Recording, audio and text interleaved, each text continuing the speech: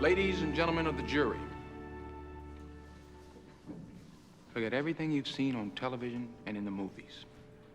There's not going to be any last-minute surprise witnesses. Nobody's going to break down on the stand with a tearful confession. You're going to be presented a simple fact. Andrew Beckett was fired. You'll hear two explanations for why he was fired, ours and theirs. It is up to you to sift through layer upon layer of truth until you determine for yourselves which version sounds the most true. There's certain points that I must prove to you. Point number one, Andrew Beckett is a brilliant lawyer, great lawyer. Point number two, Andrew Beckett, afflicted with a debilitating disease, made the understandable, the personal, the legal choice to keep the fact of his illness to himself. Point number three, his employers discovered his illness. And ladies and gentlemen, the illness I'm referring to is AIDS. Point number four, they panicked.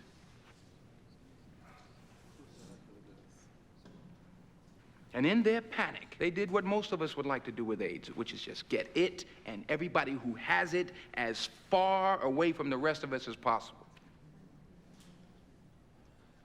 Now, the behavior of Andrew Beckett's employers may seem reasonable to you. It does to me.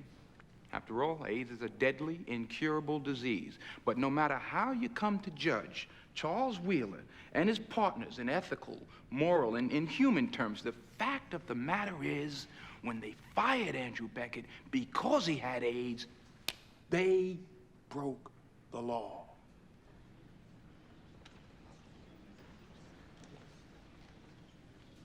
Fact. Andrew Beckett's performance on the job varied from competent, good, to oftentimes mediocre, to sometimes flagrantly incompetent. Fact. He claims he's the victim of lies and deceit. Fact. It was Andrew Beckett who lied, going to great lengths to conceal his disease from his employers. Fact. He was successful in his duplicity. The partners at Wyant-Wheeler did not know that Andrew Beckett had AIDS when they fired him. Fact. Andrew Beckett is dying.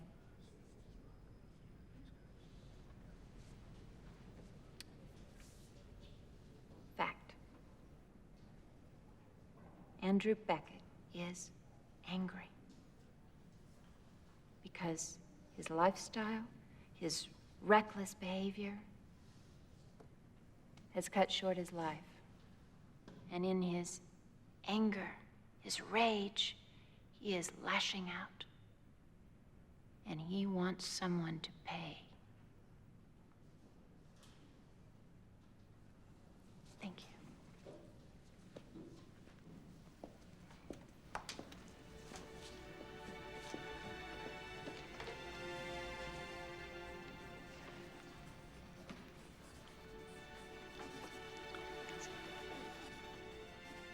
Andrew Beckett represented your company in a lawsuit in 1990, is that correct?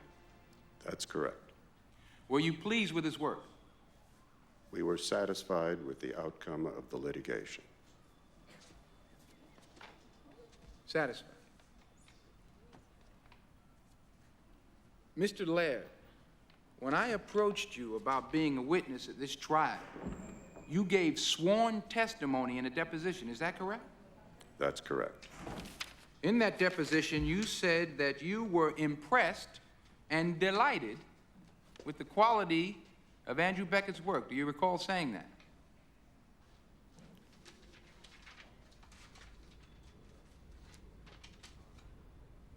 In all honesty, I was delighted with certain aspects of Andy's efforts.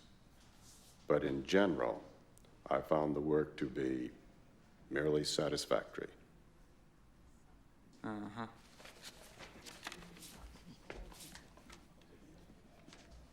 Do you agree that a bologna sandwich is a satisfactory meal, whereas caviar and champagne, roast duck, and baked Alaska, that might be considered a delightful meal? We object. These gastronomical comments are irrelevant to these proceedings, Your Honor. No, they are not irrelevant. Your Honor, 5 months ago, this witness characterized Andrew Beckett as caviar.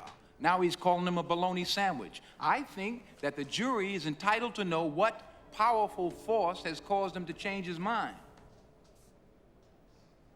He hasn't changed his mind. He's amplified his answer. Objection sustained.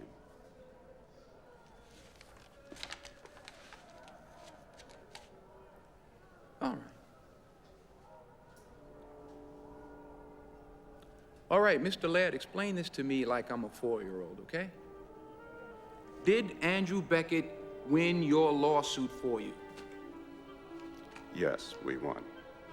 Oh, congratulations. That must have been a very satisfactory experience.